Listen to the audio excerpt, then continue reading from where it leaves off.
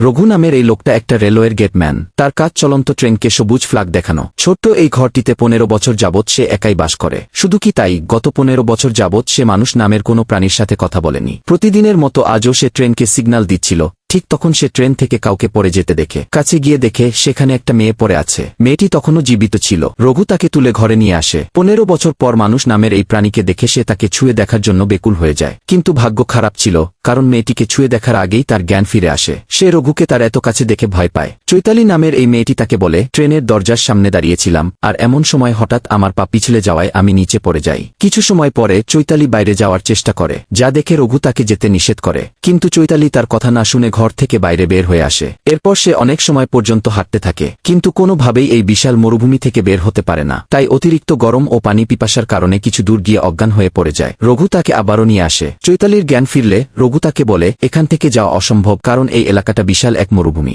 রঘু তাকে তার পরিচয় দিয়ে বলে, 15 বছর যাবৎ রেলওয়ের গেটম্যান হিসেবে আছি। আমি বুঝতে পারছি তোমার বাড়ি যাওয়া খুব দরকার। চিন্তা কোনো কারণ নেই, এখানে রেলওয়ে অফিস থেকে প্রতিদিন একবার করে ফোন আসে। আজ ফোন আসলে তোমার কথা আমি তাদের বলবো। এমন সময় হঠাৎ ফোন বেজে ওঠে। তাই রঘু ফোন রিসিভ করে চৈতালির কথা বলতেই যাবে, এমন সময় চৈতালি এসে ফোনটা কেটে দেয়। এতে রঘু অবাক হয়ে চৈতালির দিকে তাকিয়ে থাকে, কারণ সে বুঝতে পারছিল না যে চৈতালি এমন কেন করল। এরপর চৈতালি তাকে বলে, আমি একজন ডাক্তার, আর সেই সুবাদে জেনজু নামের এক পেশেন্টের সাথে আমার পরিচয় হয়। তার চিকিৎসা করতে করতে আমি তার প্রেমে পড়ে যাই। তাই আমরা দুজন একসাথে থাকতে শুরু করি। এভাবে বেশ কিছু সময় খুব ভালো কাটে আমাদের। কিন্তু হঠাৎ সে আমার সাথে কেন জানি আবারও সাইকোর মতো ব্যবহার শুরু করে। শুধু তাই নয়, সে আমার গায়ে হাত পর্যন্ত তুলে। আর তাই আমি সেই সাইকোর হাত থেকে বাঁচার জন্য ট্রেন থেকে লাফ দেই। চৈতালির কথা শুনে রঘুর খুব খারাপ লাগে। কথা শেষে চৈতালি গোসলখানায় গোসল করতে ঢুকলে রঘুর চোখ হঠাৎ গোসলখানার দিকে যায়। সে পর্দার আড়াল থেকে ছায়ার মতো চৈতালির নগ্ন শরীর দেখতে পায়। চৈতালির নগ্ন শরীর দেখে রঘু নিজেকে ধরে রাখতে পারে না। সে তাকে আরও কাছ থেকে দেখার জন্য তড়িঘড়ি করে গোসলখানার সামনে এসে দাঁড়ায়। ঠিক তখনই পর্দার ফাঁক দিয়ে চৈতালির পিঠের কিছু অংশ দেখতে পায় সে,